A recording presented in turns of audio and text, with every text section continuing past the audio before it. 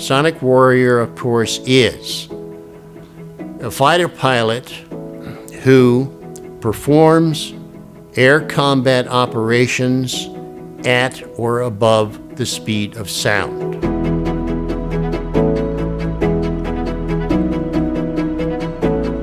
This has never been done before. Humans had never operated in that area, in that dimension. What is the motto of the Sonic Warrior? Shed doubt and soar. We have the capability, if only we believe it. The first order of business is that they have to recognize that they are afraid, but that's not going to stop them. He said everybody gets nervous. Well, just what you do with it. Was I afraid on my first approach? I was scared shitless. Yeah, sure, but I worked through it. You don't hear anything once you get supersonic. The sounds behind you and the cockpit becomes eerily quiet. You cannot hear the airplane. You cannot hear anything. I'm older than this airplane, actually quite a bit older. It feels like 10,000 pounds are pressing against your body, and you can't breathe. You simply don't know which side is up and which side is down, and you are dizzy, and you are blacking out, and you've got to do something, because if you don't eject, you're going to die. It's one thing to have these wonderful machines that can fly supersonically. The other thing is that how do we find, train, encourage, and foster the human that gets into these machines and goes out into the unknown? Remember Sun Tzu and the Art of War. The warrior's job is to prepare for battle and to be so strong in our capabilities that the enemies would consider it inconceivable to attack this country. That was our job. We were preparing to intercept Soviet bombers, and we could get to altitude. We could outrun the bomber. We could shoot down the Soviet bombers in just a few minutes. Soviets knew that, and they didn't have anything like it, But we were ready to go. We were faced with 3 mission-critical problems simultaneously. How do you operate these very, very high-speed airplanes successfully? When we're talking about high speed, we're talking about well beyond the speed of sound. And then we had to figure out a way to actually successfully operate them in a carrier environment. How do you launch and recover high-performance airplanes in a carrier environment? And then we also have, how do you fight? How do you conduct aerial combat at these very high speeds and high Gs? How do you do that?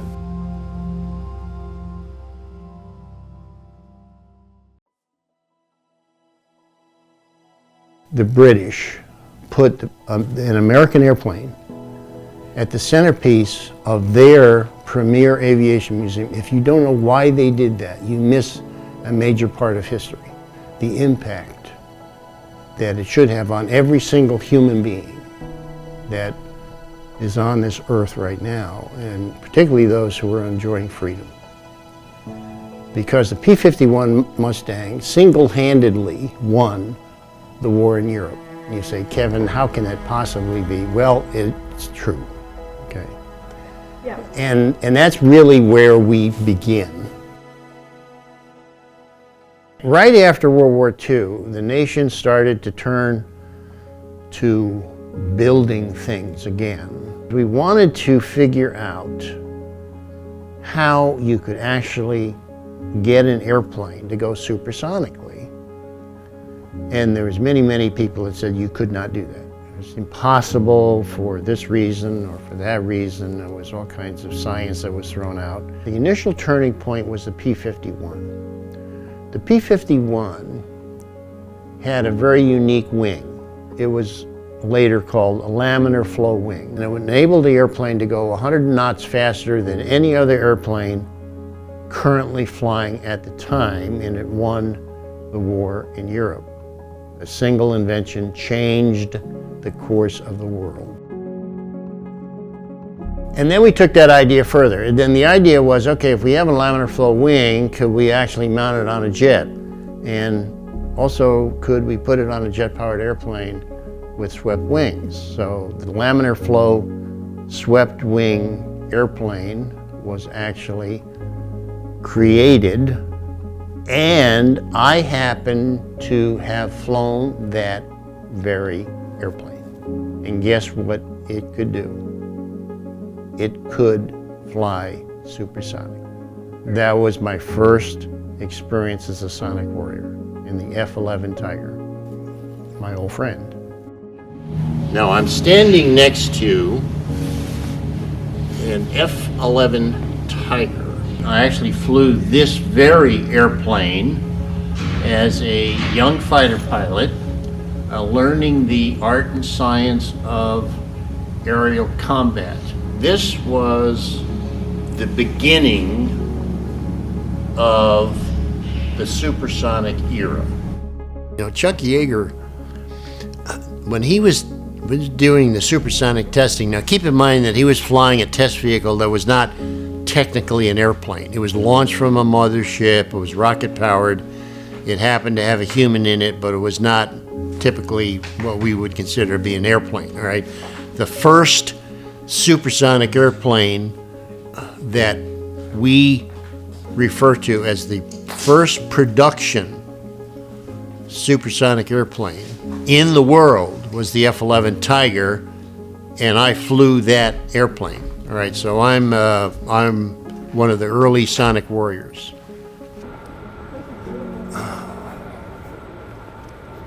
F-86 Sabre, the Air Force pilots that flew this achieved an incredible kill ratio against the MiG-15 in Korea. And we shot down 700 MiG-15s, and they shot down 70 F-86s. Wow. That is the most remarkable air combat engagement in the history of aviation. People don't even know that. They don't even know that, you know. I've flown by John Boyd in Korea. I do mention Colonel John Boyd. He was one of the best air combat specialists and experts in maneuver warfare that we have ever produced in this country. Everybody that flies airplanes knows that, and everybody respects him and what he was able to do by advancing the knowledge of air combat into future generations. He still is influencing the air combat discipline. I'm going to design a perfect fighter utilizing John Boyd's model. And I'm going to match it to all the airplanes we've ever built. The closest match happens to be the airplane that I flew for the U.S. Navy. And that's the F-8 Crusader. That was the closest match to the John Boyd model. The Sonic Warrior era essentially began with this airplane.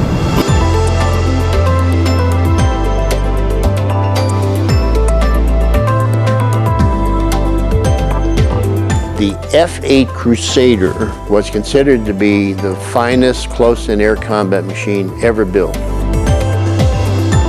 It was the first airplane to exceed 1,000 miles an hour.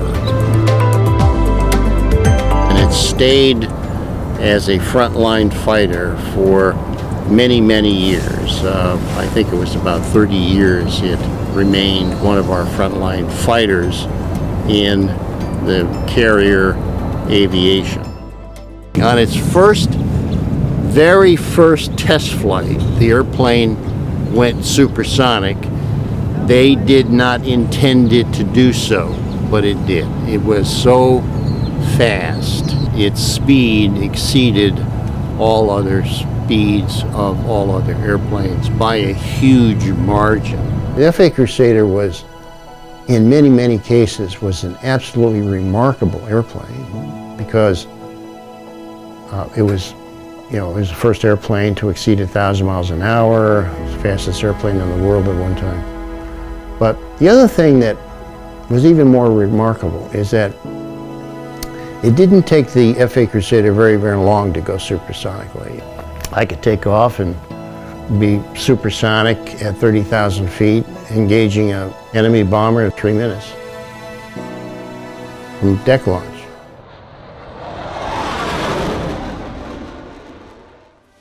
Greetings, I'm Captain Kevin Smith. I want to talk a little bit more about the velocity spectrum. And the reason for that is I think it tends to be overlooked in terms of its importance. I would put velocity at the very top of the performance hierarchy. Let me frame it this way.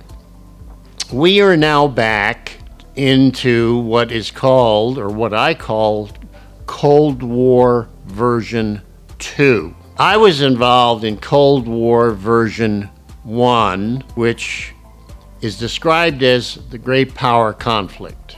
Cold War version 2 puts us back at the high end of the conflict spectrum. The high end of the conflict spectrum means, among other things, that we will be facing an enemy on the battlefield that has similar, equal, or greater capabilities from a military standpoint than what we have and then what we can deliver to the battle space. What do we want to talk about in terms of the velocity spectrum?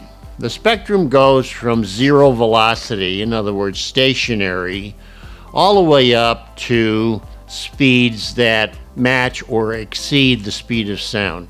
That happens to be the sonic era, or what we call supersonic. If we are engaged in combat at the high end of the conflict spectrum, we will be engaged in high velocity aerial combat. If we're looking at the airborne battle space, high velocity aerial combat means just that. The velocities are very high. They could be close to, they could match, or they could exceed the speed of sound. Now, that's one demarcation line on the velocity spectrum, but it's not the only one. I'm going to point out a couple of others that are important to know, but little understood. The first one is what I call the forward propagation number. What does that mean? That means that if the object, in this case an airplane, which produces noise, is traveling at a certain high velocity, an observer, a stationary observer on the ground, will not hear the noise being generated before the object passes over. That's called the forward propagation number. That velocity has been identified experimentally or from a practical standpoint. We know what that velocity is now because we have experimented and we have used it in combat, so we know. That number is 450 knots. Now, let me just stop for a second here and explain that. A nautical mile is 6,000 feet. A statute mile is 5,280. In aviation, we deal with nautical miles. So a knot is a nautical mile per hour. 450 knots is the forward propagation number. That's particularly important from a tactical standpoint, because if the enemy is stationary before you reach the target, the enemy cannot hear you coming. The next one is what we call the atmospheric compression number. That happens to be the point at which we achieve supersonic flight. A supersonic means that you're traveling faster than the speed of sound. Now, when you get to that point where you have matched the speed of sound, the air compresses and it disturbs the airflow over the wings of the airplane and the fuselage of the airplane and produces all kinds of control difficulties. And the airplane has to be specifically designed to be able to transition through the atmospheric compression number as smoothly as possible. It's not always totally smooth. The airplanes, the supersonic airplanes that I have flown, which includes the F-11 Tiger, which is the world's first supersonic airplane, as well as the FA Crusader, which at one time was the world's fastest airplane. Those two airplanes transitioned pretty well through the atmospheric compression zone, which is identified by the atmospheric compression number. That happens to be Mach 1.0. So the sonic velocity number is the Mach number. In modern air combat, in the fighter pilot community as well, we think of speeds in terms of Mach numbers. So a Mach number less than 1 or less than supersonic would be point something or other, like a 0.9. And we just call it Mach 0.9. Mach 0.8. Those numbers, the Mach number, if you say, what is your speed? My speed is Mach 0.8. That happens to be 8 miles per minute as well. The sonic velocity number is a Mach number. The compression number is Mach 1.0.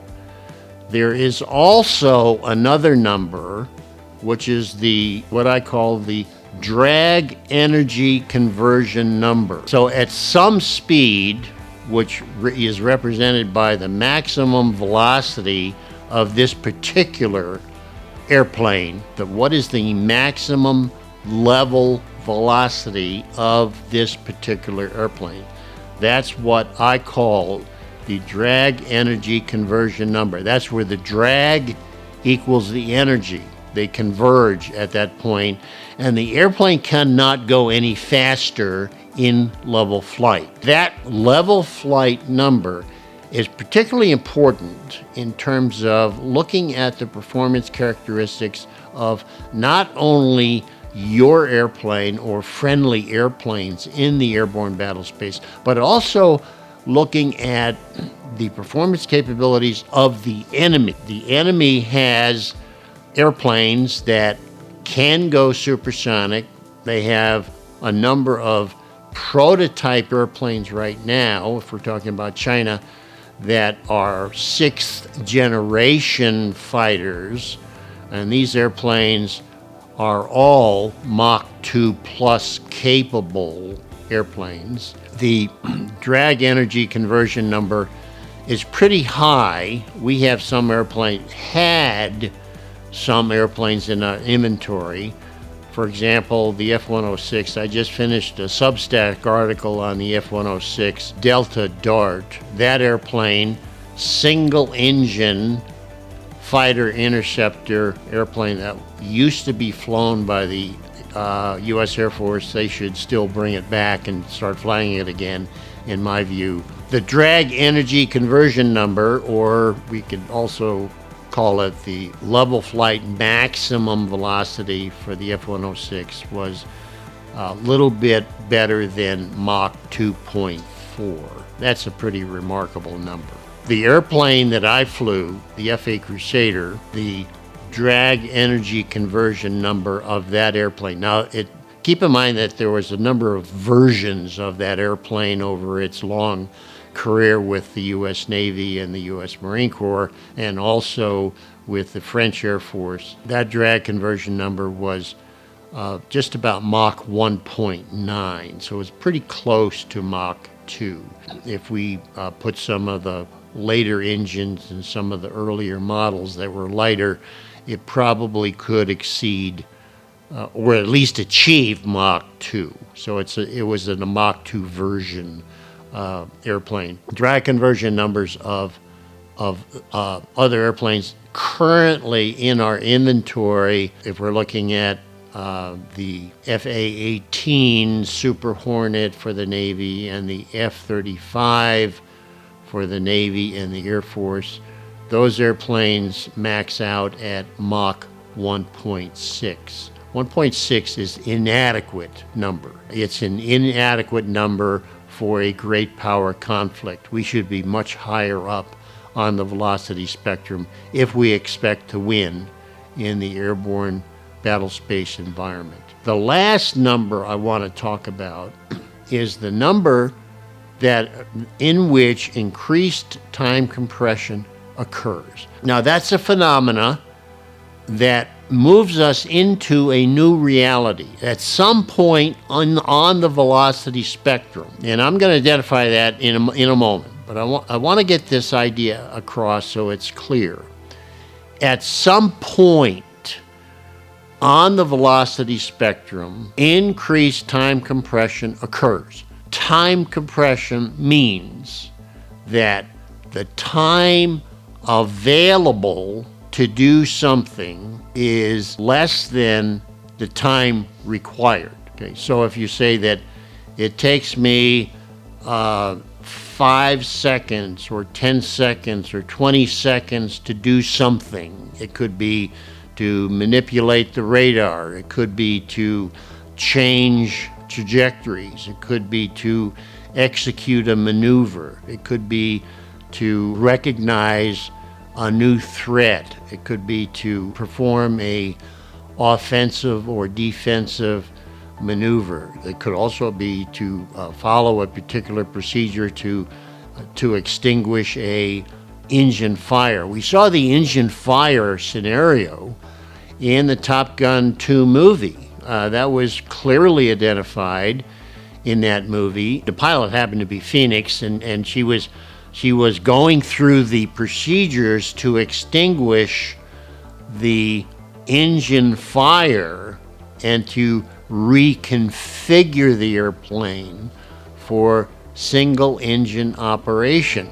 That all takes a certain amount of time to do that. If you are in an environment in which increased time compression is the reality, the time available is so short that it doesn't match the time required to do it. So let's say, for an example, that in order to extinguish the engine fire and to reconfigure the airplane for single engine operations, we can do the timing in a simulator, by the way. It takes 10 seconds, let's say. The time when you're traveling at high velocities, that time available is compressed. And so if the requirement is 10 seconds, but you only have 5 seconds available because the time has been compressed, then you need to adapt and you need to adjust for that new reality. Now, what does that mean? It means that you have to miss or drop certain steps. You have to modify certain things that you are doing. Also, if you are engaged in maneuvering the airplane, you have to be able to maneuver the airplane more effectively now, because you don't have time to make a number of corrections. The number of corrections that are necessary in order to execute the maneuver have been reduced. Let's say, for example, you were executing a high yo-yo maneuver, because that happens to be an offensive maneuver when you are engaged in air combat, and the execution of that maneuver takes 12 seconds, but you are in a time compressed environment in which the velocities are exceedingly high. Then you only have 8 seconds instead of 12 to complete the maneuver, and so you have to be able to execute the maneuver much more effectively during that period of time. So the combat effectiveness of the operator has to be elevated so that you can deal with the realities of time compression. Time compression represents a new reality. It's a new reality that humans have never encountered before. We didn't even know it existed, but it does. And the wonderful scenes in the Top Gun 1 movie about the bird strike, about the engine fire, about the flame outs and the ejection sequence, that all points out there's something going on here that really stresses the man-machine system to the breaking point. At some point in time, you noticed in that movie that they did point out, and we try to avoid mistakes, but mistakes are going to happen. It's called threat and error management. It's kind of a technical term that we use now in aviation. I do not remember the name of the individual that first came up with that idea, but I did work with him on a project that I was involved with dealing with pilot training. I wish I knew his name, but I don't at the present time. But a single person came up with threat and error management, which is a remarkable advancement in our understanding. Now, if we are going to manage threats and errors, if we're going to do error management, we have to be able to do it within the time available, and the time available is very, very short. And that short period of time is what we are calling the new reality. The new reality has raised its head because of this phenomena that we call increased time compression. Finally, I just want to say, and I've said this before, just to repeat, that time compression or increased time compression means that the time available to do something, to perform some activity, it could be a mental, physical, or both activity within the context of the mission, the time available is less than the time required, and therefore adjustments to the activity have to be made so that you can, or we can, effectively complete the activity consistent with the time available to do it, right? So there has to be that adjustments and the flexibility. Another term that's also used is agility. We have to be agile. We have to be agile enough to make those adjustments on the fly, to make those adjustments in real time so that we can actually succeed in the mission. Thank you for watching, and we will see you again soon.